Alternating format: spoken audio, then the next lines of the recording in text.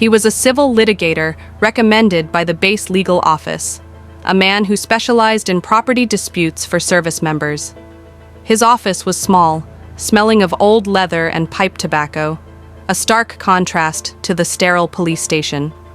Noah was a young guy, maybe 35, with sharp eyes and sleeves rolled up to his elbows. He had the energy of a terrier who had just smelled a rat. He had my original enlistment papers spread out on his desk alongside the forged deed. "Look at the loop," Noah said, pointing with a pen. He did not look up when I entered. He was too focused. I walked around the desk to see what he was looking at. On the left was my real signature. On the right was the one Dale had signed as attorney. "In fact, when you make a capital M," Noah explained, "you loop the bottom of the first vertical stroke. It is a muscle memory thing, distinctive." He tapped the forged document here. "The M is sharp, angular, and look at the pressure points. The ink is heavier at the start of the letters. That indicates hesitation. The person signing this wasn't flowing. They were drawing. They were trying to copy a style, but they missed the rhythm." He looked up at me. "Then, this isn't just a misuse of power of attorney. Malene, even with a power of attorney, the agent usually signs their own name followed by as agent for. But look here." He pointed to a specific line on the affidavit of seller. "Someone tried to sign your name here without the agent qualifier. Then they crossed it out and initialed it. It is sloppy. It reeks of panic. It reeks of Trent," I said softly. Noah nodded. "Likely. But here is the kicker. Since the notary seal is stolen, this document is a piece of trash. Legally, it has zero weight. But practically, it convinced the county clerk to change the name on the title. We have to file a list pendants immediately. That puts a suit pending notice on the property title. It freezes everything. No more loans, no more transfers. Do it," I said. "Lock it down." My phone buzzed. It was Aaron Caldwell. "Can we meet?" "Miles is freaking out. I met them at a diner on the edge of town." Aaron looked like she hadn't slept in 3 days. Her husband Miles was a quiet man with the calloused hands of a mechanic. He looked terrified. They sat on one side of the booth, huddled together like refugees. I sat opposite them, my back to the wall, watching the door. Old habits. "We got a letter from our mortgage seerer," Miles said, sliding a piece of paper across the table. His hand shook slightly. "The first payment was auto-drafted this morning. $3,200. He looked at me, his eyes pleading. "Ms. Lee, if we don't own this house, we are paying a mortgage on nothing. We emptied our savings for the down payment. If this sale is voided, the bank is going to come after us for the full loan amount immediately because the collateral of the house wasn't valid. We will be bankrupt." Aaron gripped his arm. "We heard you are working with the police." "Graham isn't answering his phone. His email bounced back this morning." I took a sip of my black coffee. It was bitter, but it cleared my head. Graham is gone. I told them the police went to his office. It is empty. The address was a Dropbox. He has gone to ground. Aaron put her head in her hands. "Oh my God, we are going to lose everything." "No, you are not," I said. They both looked up. "I have a plan." I continued. "I call it the two-pronged approach." I leaned in. "Prong 1. You two are the victims of title fraud. You have title insurance, right? It was mandatory for your mortgage." Miles nodded dumbly. "I think so." "You do, Noah. My lawyer is going to draft a joint affidavit with your lawyer, Avery Pike. We are going to present a united front. We proved the notary was fake. We proved the seller me was defrauded. This triggers your title insurance policy. The insurance company is on the hook to make you whole because they insured a bad title." I took a breath. Prong 2. Once the insurance pays off your mortgage, the deed is voided. Ownership reverts to me. You get your money back, I get my house back. "But where do you live in the meantime?" Aaron asked. "I stay in the motel," I said, "and you stay in the house." "You would let us stay?" Miles asked, shocked. "I am not going to kick you out onto the street while the lawyers fight," I said.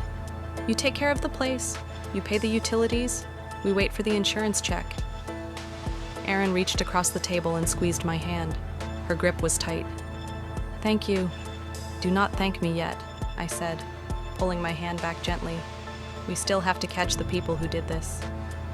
I left the diner feeling a strange sense of calm. I had secured the perimeter. Aaron and Miles were neutralized as threats and converted into assets. Now I could focus on the targets. I drove back to the motel. The sun was setting, casting long, bloody shadows across the parking lot. My phone rang. It was Dale. I stared at the screen for a long moment. Dad. The word felt foreign now. I answered, "Hello, Dale. Maddie." His voice was a jagged whisper. The police. Why were the police asking questions at the notary office? Why did Mrs. Gable call me saying a detective was asking about my bank accounts? Because you committed a crime, Dad. I said it was not a crime, he shouted, his voice cracking. It was a necessity. Trent was in trouble. Real trouble. Maddie, you do not understand. These people, they were going to hurt him. Who? I asked who was going to hurt him. The loan sharks. Dale sobbed. He owed $40,000 to some guys in Nashville. They threatened to break his legs. Graham said he could fix it. He said if we sold the house quick, we could pay them off and have plenty left over for you. I was trying to save your brother. I felt nothing. No pity, no sadness. So you stole my house to pay a gambling debt. I summarized. I didn't steal it. I was going to pay you back. I still can. We have some of the money left. How much? I asked. How much is left, Dad? Silence. We had to pay Graham his fees, Dale mumbled. And the bridge loan interest, and Trent needed a little to get set up. How much? I repeated. $12,000, he whispered. They had sold a $200,000 asset. They had paid off a $40,000 debt. And somehow, only $12,000 was left. Graham Rusk had eaten them alive. You have spent $188,000 of my money in 4 days. I said, please, Dale begged. Stop the police. We can fix this. I will work. Trent will get a job. We will pay you back every month. Just don't put your father in jail. I hung up. I sat on the bed, staring at the wall. My father was begging for mercy, but he was still lying. He wasn't sorry he did it. He was sorry the math didn't work out. Then my phone buzzed again. A text from Trent. I opened it. You are a real piece of work, aren't you? Dragging the cops into this. You have a pension. You have the military. You can rebuild. I can't. If I go down for this, I am never getting back up. Hope you are happy being the golden child who stepped on her family's neck. I read it twice. You can rebuild as if my life, my sacrifice, my service was just a renewable resource for them to harvest whenever they got cold. I didn't reply. I didn't need to. There was a knock on the door. I grabbed the canister of pepper spray I kept on the nightstand and looked through the peephole. It was Noah Klein. He looked excited. I opened the door. I found it, he said, walking in without waiting for an invitation. He threw a file onto the bed. Found what the kill shot, Noah said, grinning. He opened the file and pointed to a document I hadn't looked at in years. It was the original trust agreement I had formed when I bought the house. I knew you had a trust, Noah said, but I didn't realize how specific the language was until I pulled the full recording from the archives. He tapped a paragraph on page 4, section 4.2. 2 powers of the trustee. Read it. He said, I read the legal jargon. The trustee shall have the power to sell, convey, or encumber the real property provided. However, that if the primary beneficiary is on active military duty, no transfer of real property shall be valid without the written notarized consent of the trust protector. Trust protector? I asked. Noah nodded. You appointed a trust protector, a fail-safe. Do you remember who I racked my brain? 5 years ago, I was sitting in a JAG office. They asked me to name someone I trusted who wasn't a family member, someone who could veto bad decisions if I was incapacitated. I named Sergeant Major Williams, I whispered. My old mentor. Exactly, Noah said. He stood up looking triumphant. Dale had a power of attorney for Malene Lee, but the house is owned by the Malene Lee Trust, and the trust has a safety lock that requires Sergeant Major Williams to sign off on any sale while you are deployed. He looked at me. Did Sergeant Major Williams sign anything? No. I said, he is retired in Florida. He doesn't even know Dale. Then the deed isn't just voidable. Noah said it is legally impossible. Dale tried to sell a car using a library card. The moment we present this to a judge, the transaction doesn't just unravel, it vanishes. He paused, his expression turning serious. But here's the thing, Malene. When we drop this, it proves Dale wasn't just negligent. It proves he ignored the explicit legal structure you set up to protect yourself. It proves malice. He looked at the phone in my hand, and it means Graham Rusk made a fatal error. He checked the title, but he didn't read the trust bylaws. He got sloppy. I looked at the text from Trent. You can rebuild. No, I thought I don't have to rebuild because you never actually tore it down. I looked at Noah. File it, I said, and send a copy to Detective Hart. Noah nodded and headed for the door. Oh, and Noah, I called out. He turned back. Make sure the copy you send to my father is delivered by a courier. I want him to have to sign for it. I wanted him to have to use that pen one last time. The knock on my motel room door at 10 o'clock at night was not the sharp, authoritative rap of the police. It was a soft, rhythmic thudding like a heartbeat that was skipping. I knew who it was before I even looked through the peephole. I opened the door, leaving the security chain engaged. Trent stood in the harsh yellow glow of the hallway lights. He looked like a ghost of the brother I remembered. His eyes were sunken, rimmed with dark purple bruises of exhaustion. He was wearing the same clothes he had worn on the porch 2 days ago, but now the shirt was stained and untucked. Maddie, he whispered, leaning his forehead against the doorframe. Please open up. I stared at him through the 3-inch gap. What do you want, Trent? I have nowhere to go, he said, his voice cracking. Dad kicked me out, he said. I brought the heat down on him. I have been sleeping in my car. I am hungry. I did not undo the chain. I had seen this movie before. I had seen it when he was 19 and crashed Dale's truck. I had seen it when he was 22 and stole my credit card. It was the penitent Trent phase of the cycle. I am sorry, Maddie, he continued. Seeing my hesitation, I messed up. I know I messed up, but I am done. I am done with the gambling. I am done with the schemes. I just need a place to crash for a couple of months. Just until I get a job. Just until I get on my feet. A couple of months. That was always the timeline. Just a couple of months. Just a small loan. Just a little help. I looked at him, and for a split second, the old instinct flared up, the instinct to be the big sister, the protector, the one who fixes the scraped knees and the broken toys. But then, I remembered the closing disclosure. I remembered the $40,000 funneled to Telly Holdings. I remembered him standing on the porch drinking beer, telling me I should be thankful. I closed the door. Maddie, he shouted, slapping the wood. Don't do this. I unhooked the chain. Trent's face lit up with relief when he heard the slide of the metal. I opened the door fully, but I did not step aside. I stood in the threshold, blocking the view of the room where my legal war room was spread out on the bed. I reached into my back pocket and pulled out a brochure I had picked up at the police station. It was for a State F-Funed Addiction Recovery Center in Nashville. I held it out to him. What is this? He asked, staring at the glossy paper. It is a bed, I said. It is 3 meals a day, and it is a program that will help you stop destroying everyone around you. He looked at the brochure, then looked up at me with a sneer that wiped away the penitent act in an instant. I don't need rehab, he spat. I need a sister. I need a bed, Maddie. You have this room. You have money.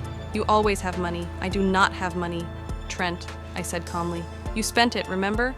He crumpled the brochure in his fist and threw it at my feet. You think you are so high and mighty, don't you? He hissed, stepping into my personal space. The smell of stale alcohol and unwashed skin was overpowering. You think because you put on a uniform and ran away to Japan that you are better than us? The golden child, the hero. He poked a finger toward my chest. I slapped his hand away. You don't know what it is like here, he shouted. Dad is old. The house was falling apart. I was trying to keep things floating while you were off playing soldier, and now you come back, and instead of helping, you bring the cops. You bring lawyers. You're trying to put your own family in jail. I watched him unravel. It was ugly. but it was necessary. I needed to see this. I needed to be reminded that the brother I loved was buried under layers of entitlement and resentment. "I am not trying to put you in jail, Trent," I said, my voice low and steady. "You put yourself there when you forged my signature." "Oh, stop with the legal crap," he yelled. "It is just paper. We are blood. Blood is supposed to forgive." I looked him in the eye. Forgiveness is for mistakes. "Trent, what you did was an execution. You tried to erase me." I kicked the crumpled brochure toward his sneaker. "I am not winning." I told him, "You think this is a victory lap for me? I am living in a motel. My credit is ruined. My home is a crime scene. I am not winning. I am just refusing to drown for you anymore." He stared at me, his chest heaving. The rage in his eyes flickered, replaced by a sudden, terrifying realization that the old buttons didn't work. The vending machine of my empathy was out of order. "Go to the center or sleep in your car," I said, "but do not come back here and do not go near the house. Aaron has a restraining order ready to file if you step onto the lawn." I slammed the door before he could answer. I threw the deadbolt. I put the chain back on. Then I leaned against the door and slid down to the floor, listening to him kick the wall once, scream in obscenity, and stomp away down the hall. I didn't cry. I didn't have any tears left for Trent. The next morning, my phone rang. It was Dale. "Meet me at the park," he said. "The one by the old middle school, please. Just 10 minutes.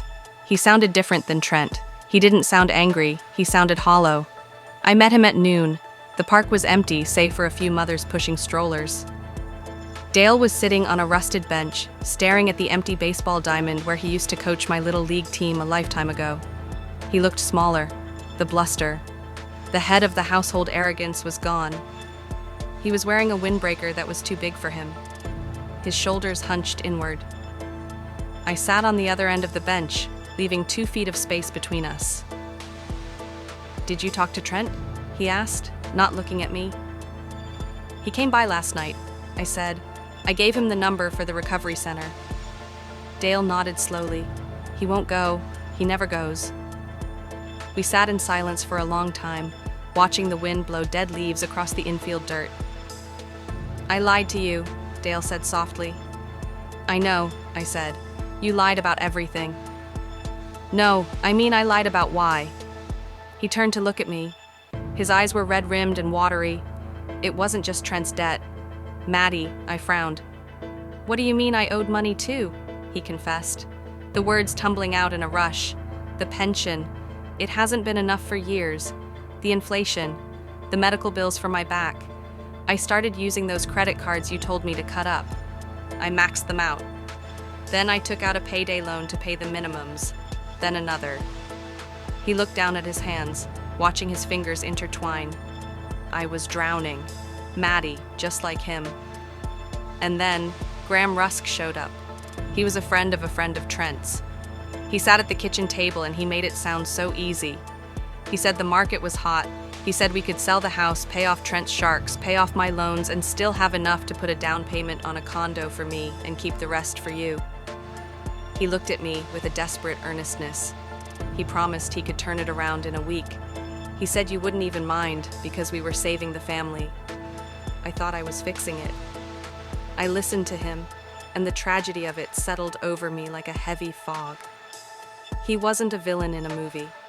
He was a weak, desperate old man who had let a predator into the henhouse because he was too proud to ask his daughter for help. "You could have told me," I said. "I would have sent money. I always send money." "I know," he cried, "and that is why I couldn't tell you I'm the father. Malene, I'm supposed to take care of you. I couldn't ask you to bail me out again. I was ashamed." "So instead of shame, you chose theft," I said. He flinched as if I had slapped him. "I didn't think of it as theft," he whispered.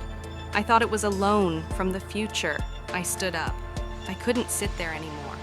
The pathetic nature of his excuse was making me sick. "You call it sacrifice, Dad. You tell yourself you did it to save Trent or to save your dignity, but that is a lie." I looked down at him. "You did it because it was the easy way out. You hid behind the idea of family, so you wouldn't have to face your own mistakes. You sold my life because you were too cowardly to fix yours. Maddie, please." He wept. "I am not stopping the lawsuit." "Dad," I said, "I can't. The train has left the station. The trust was violated. The notary was fake. The law doesn't care about your credit card bills." I turned to walk away, then stopped. "And one more thing, if you really want to be a father, stop protecting Trent. Tell the truth. Tell the detective exactly where the money went. Because if you lie to protect him again, you are going to prison with him." I left him weeping on the bench, a small figure in a big empty park. I drove to the house. I needed to check on the tenants. Erin was waiting for me on the porch. The change in her was remarkable.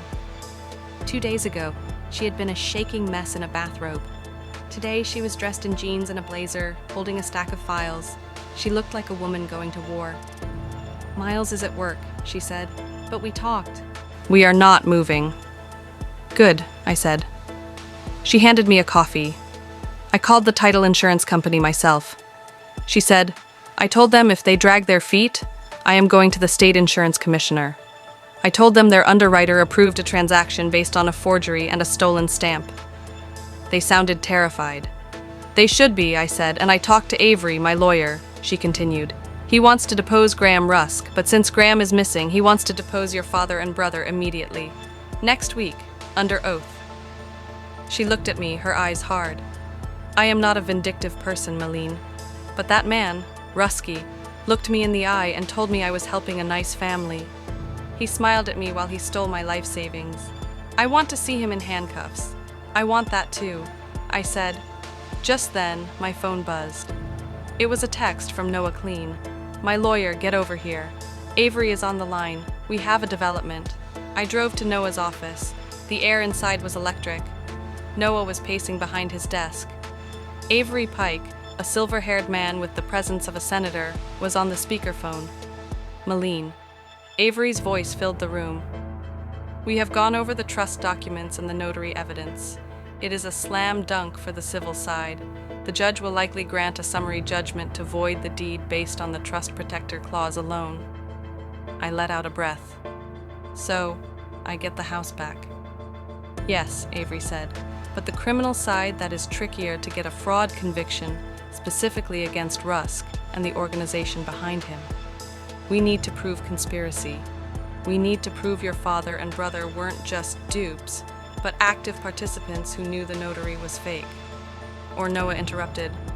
"We need them to flip on Rusk. We need them to testify that Rusk engineered the fake notary. But if they testify, they implicate themselves," I said. "Exactly," Avery said. "It is the prisoner's dilemma. If they stay silent, they go down for the forgery. If they talk, they might get a deal, but they admit to the fraud." Noah stopped pacing and looked at me. "But there is a variable we didn't expect." "What variable?" I asked. "Someone contacted my office an hour ago," Avery said. "They heard about the filing. They saw the name Graham Rusk on the docket." "Who?" "Who?" I asked. "She wouldn't give her name over the phone," Avery said, "but she said she used to work for Rusk. She said she knows how the verified mobile signatures scam works. And she said she has a hard drive, a whistleblower," I whispered.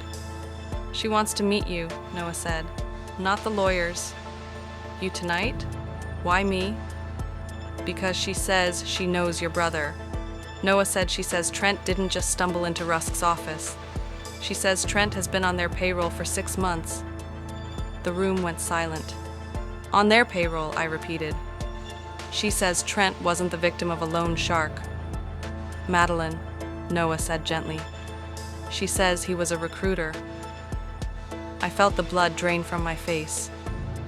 Trent wasn't just a desperate gambler who made a mistake. If this woman was right, Trent was a hunter, and I was just the biggest prey he had ever brought in.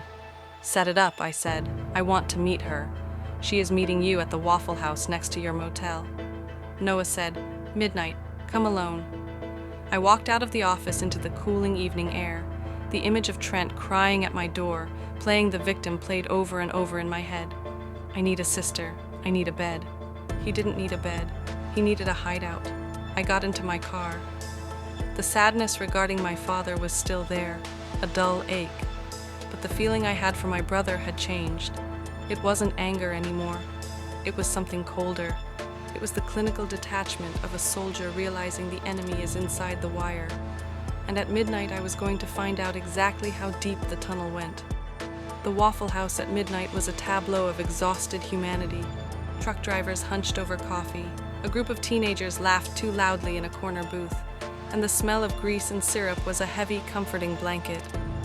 I sat in a booth near the back, my back to the wall, watching the door. At 12:05, she walked in. She didn't look like a whistleblower from a spy movie. She looked like a tired administrative assistant. She was wearing a raincoat over pajamas, clutching a large purse. Her hair was dyed a fierce shade of red, but the roots were showing, and her eyes darted around the room with the frantic energy of a trapped bird. I waved slightly. She saw me, hesitated, then walked over and slid into the booth opposite me. "Are you Malene?" she whispered. "I am. You must be the one who called Avery Pike." She nodded, pulling a napkin from the dispenser and shredding it nervously. "My name is Sloan. Sloan Rusk." I froze. "Rusk Graham is my ex-husband," she said quickly. "Or soon-to-be ex. We are separated, but I still did his books until last week, until I saw your name." She looked up at me, her eyes wet. I saw the news. Madeline, not on TV, but on the grapevine. The police raiding the storage unit, the list pendants filed on the house. Graham packed a bag and left 3 days ago. He told me to burn the hard drives. "And did you?" I asked. She reached into her oversized purse and pulled out a rugged black external hard drive. She placed it on the table between us like it was a bomb. "I made a copy," she said, "because I am not going to prison for him. Not again." I looked at the drive. "What is on this?" "Everything," Sloan said. "The client list, the notary logs, the real ones, not the fake ones. He shows the county, the email chains." She took a shaky breath. "Graham has a system. He calls it distressed asset liberation. He scoured public records for homes with high equity and owners who are detached, elderly people in nursing homes, people in rehab, and soldiers deployed overseas." She looked at me apologetically. "He has a subscription to a database that tracks military deployments. He cross-references it with property tax records. He looks for homes owned by single service members." "He targeted me," I said, feeling a cold fury rising.